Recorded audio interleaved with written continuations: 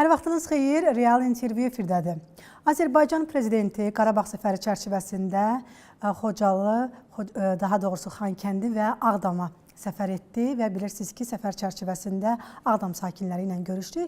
Yeri gəlmişkən elə bu gün də bir sıra ərazilərimizlə yanaşı Ağdama qayıdış oldu və həmin evlərin açarları sakinlərinə təqdim olundu. Biz də elə bu məsələni müzakirə edəcəyik. Qonağımız isə yazıcı Natəvan Dəmirçioğludur. Salam Natəvan xanım, xoş gördük sizi.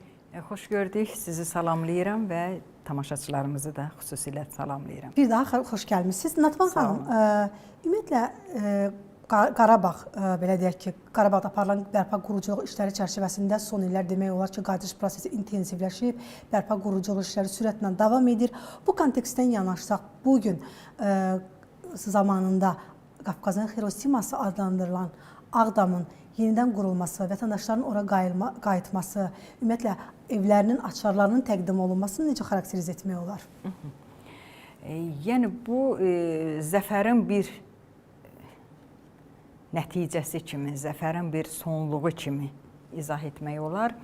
Eyni zamanda regional qalibiyyətin bir nəticəsi kimi xarakterizə eləmək olar. Bilirsiniz, bu çox ciddi məsələdir.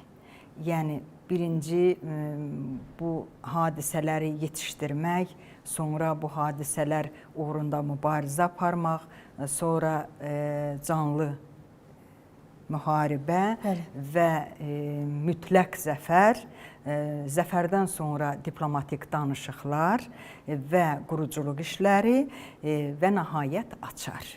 Yəni, açara gələn yol hələ açara qədər xeyli bir bariyerlər var idi ki, xeyli bir maneələr var idi ki, bunları aşmaq lazım idi ki, o mərhələyə gəlib çıxsın. Və əgər bugün o mərhələ reallaşıbsa, demək, biz bir neçə mərhələdə qalib olmuşuq. Deməli, açar son mərhələdir. Bəli. Evlərinə daxil olması. Açar elə açardır. Yəni, artıq sən qapını açırsan, evinə daxil olursan. Artıq sənin taleyin açarı öz əlindədir. Yəni, cənab prezident Ali Baş Komandan açarları təqdim eləyəndə təkcə fiziki mənada bir açarları təqdim eləmir. Həm də mənəvi mənada, həm də bir növ maddi mənada, həm də elə rəmzi mənada o insanlara açar verir. Yəni ki, al bu sənin açarın, sənin taleyin artıq öz əlindədir. Yəni, sənin alınmış hüquqların sənin özünə qaytarılır. Təkcə burada qaçqınlara ev qaytarılmır. Burada qaçqınların haqqı özünə qayıdır. Burada qaçqınların yurdu özünə qayıdır.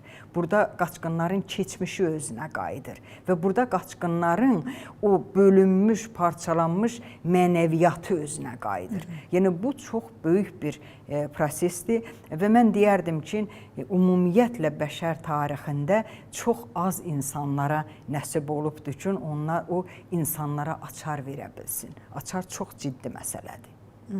Gələk sizin Açar romanına. Ümumiyyətlə, istərdim bu romandan danışaq. Mən bildiyim qədərilə 1-ci Qarabağ müharibəsindən belə deyək, həsr olunub o, yəni proseslər oradan başlayır. İstərdim elə özünüz danışasınız bu barədə. Mən təşəkkür eləyirəm ki, siz elə böyük bir hadisədən, elə bir mühüm, həm dövləti, həm dünyəvi bir hadisədən mənim romanıma keçid eləyirsiniz. Yəni, bu çox böyük hadisədən çox kiçik bir fakta keçid kimi dəyərləndirilə bilər. Amma bununla belə mən yenə o hadisə ilə bağlı son olaraq onu demək istəyirəm ki, mən xalqımızı, cənab Ali Baş Komandanı və o açarları alan insanları təbrik eləmək istəyirəm. Və onlarla bərabər, onlar qədər bu mənim xoşbəxtliyimdir. Yəni, mən o yurtlarından qovulmuş insanlardan deyiləm, şükür Allaha ki, bu belə deyil. Amma mən onlarla bərabər qaçqın olmuşam. Mən onlarla bərabər köçkün olmuşam. Mənim onlarla bərabər hüquqlarım tapdalanıb. Mənim onlarla bərabər gözüm o yurtlarda qalıb. Mən onlarla bərabər döyüşmüşəm. Mən onlarla bərabər səngərdə olmuşam. Və mən onlarla bərabər zəfər çalmışam. Bax, bu romanı mən belə yazdım. 2013-cü ildən başlanan bu roman, təsəvvür eləyin ki, bütün o həyatı mən onlarla bərabər yaşadım. Və bugün inanın səmimiyyətimə ki, mən o qaçqınlar qədər sevinirəm. Elə bilirəm ki, o açarın birini də prezident mənə verib. Bax, o şəkildə özümü hiss eləyirəm. Çünki orada mənim çox böyük haqlarım bərpa olunub. Siz deyə bilərsiniz ki, necə? O şəkildə ki, söz çox qüdrətli bir şeydir. Amma sözdən də qüdrətli olan qələmdir. Və hətta mən bir neçə dəfə, bir neçə yerdə oxumuşam və bu yaxınlarda da bir türk kanalında rast gəldim. Demək, bizim həmkarımız, bir jurnalist Fox Pop keçirdir, küçə sorğusu və bu küçə sorğusunda insanlara bir sual ünvanlayır ki, Tanrı ilk dəfə bu qədər maddi bir şeylərdən, bu qədər dünyada olan bu saysız, hesabsız maddi varlıqlardan ilk olaraq nəyi yaratdı? Və insanların 90% bunu bilmir. Yalnız 10% cavab verir ki, deyilənə görə Tanrı ilk dəfə qələmi yaradıb. Və sonra proqramın aparıcıları, redaktorları misallar gətirirlər mənbələrdən ki, həqiqətən də belə bir fakt dolaşmaqdadır ki, Tanrı ilk dəfə qələmi yaratmışdı. Və doğrudan qələm böyük bir şeydir. Və qələmin özünün həm də əhənruba bir çəkici qüvvəsi var. Məsələn, qələmlə yazılan bir şey olmadan da ola bilər. Necə ki, Tanrı qələmlə ilk dəfə ol sözünü yazdı və dünya bərqərar oldu deyə bizim kitabımız buyurur. Və o baxımdan mən təsəvvür edirsiniz ki, 13-cü ildə bu əsərin adını Açar qoyanda və orada əsəri başlamaq həqiqətən də mənim üçün çox çətin idi və onun girişində, məhz lidində bir məsələ var. Deyir ki, bu yazar ilk sözü tapmırdı. İlk sözü tapa bilmirdi və bunun həyəcanını yaşayırdı ki, nədən bu ilk sözü yaza bilmir? Yoxsa təmizliyi mi itmişdi? Yoxsa halallığını mı itirmişdi? Və düşünür, ilk dəfə açar yazır. Və sonra deyir ki, hər bağlı qapının bir açarı var. Bir gün bağlayan, bir gün açar. Sizi inandırıram ki, mən Qarabağ açarını bax 13-cü, 14-cü ildə o açarı yazanda onu artıq qələmlə o açarı yazmışdım. Və mən ona bütün varlığımla inanırdım. Amma yenə də deyirəm, mənim əsərim bu effekti verməzdi və mən bugün ölkəmizin, teleməkanımızın nüfuzlu kanallarından biri olan Real TV-nin bax bu canlı efirinə dəvət olunmazdım Açar romanının müəllifi kimi. Əgər bugün Ali Baş Komandan o açarları təqdim etməsəydi. Demək, həmin açar, hər bağlı qapının bir açarı var. Bir gün bağlayan, bir gün açar inamı bugün bizi məhz o açarların təqdimatına gətdi. Və mən bunu dönə-dönə demişəm, bugün də deyirəm, bu əsəri mən Ali Baş Komandanla bərabər yazmışam. Daha doğrusu, onun bütün strategiyası, taktikası, hərbi əməliyyatları, siyasi iradəsi və xalqı idarə etmə gücü mənim o əsərimin içərisində mənə dəstək olub ki, biz belə bir gözəl sonluğa varmışıq ki, bugün biz verilən açarlardan danışırıq. Bəs Qarabağla bağlı hansı faktlar öz əksini tapıb kitabda? Ümumiyyətlə, hansı nüanslara toxunmusunuz? Aha, Qarabağla bağlı onu deyim ki, müharibənin xronikasını saxlamağa çalışmışam. Çünki əsər mərhələ-mərhələ yazıldığına görə elə bil ki, mən o müharibənin mərhələləri o kitabda öz əksini tapır. Və Qarabağ insanının xarakteri o kitabda öz əksini tapır. Mən çox kiçik bir epizod sizə demək istəyirəm. Orada bir komandir onu tərifləyəndə ki, siz bu müharibəni uddunuz, bu qələbəni qazandınız. O deyir ki, təkcə biz etmədik bunu. insanlar bizlə bərabər etdi. Deyir, mən deyir, bir Qarabağlı gənci xatırlayıram deyir. O deyir, mənə yaxınlaşdı. Dedi ki, komandir icazə verəm, mən sizdən qabaqda gedim. Yəni, burada mina çoxdur. Harda mina partlasa, yəni siz salamat qalın. Bax, biz deyir, ona görə qalib gəldik. Və hətta orada daha bir epizod var.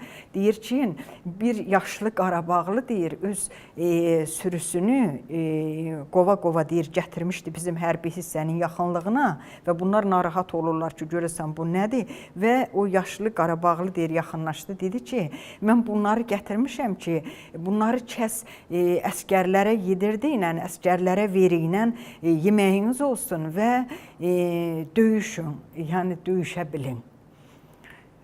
Və mən deyir, bu faktı unuda bilmirəm.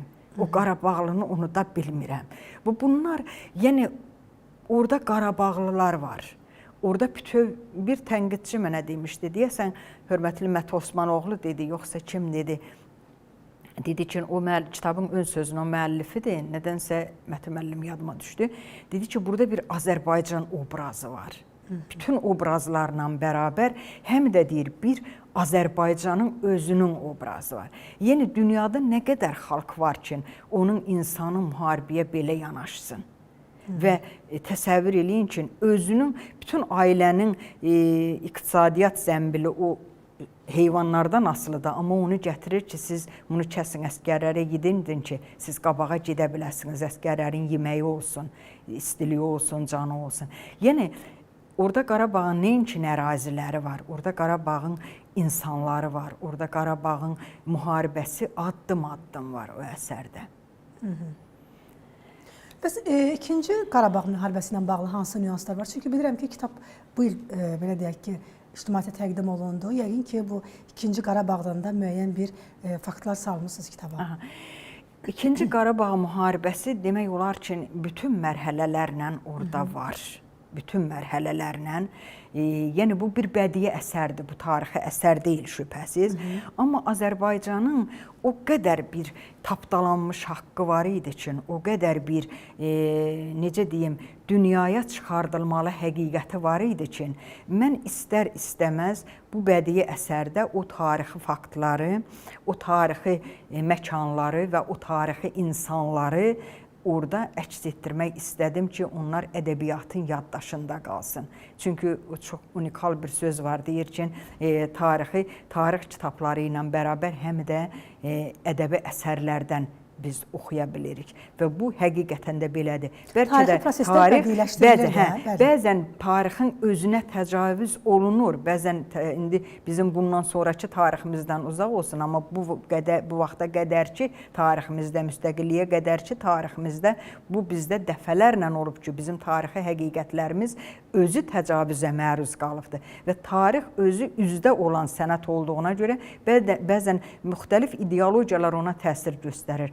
Amma tarixin həqiqəti ədəbiyyatın bətnində gizlənə bilir, ədəbiyyatın qucağında gizlənə bilir, qoynunda gizlənə bilir.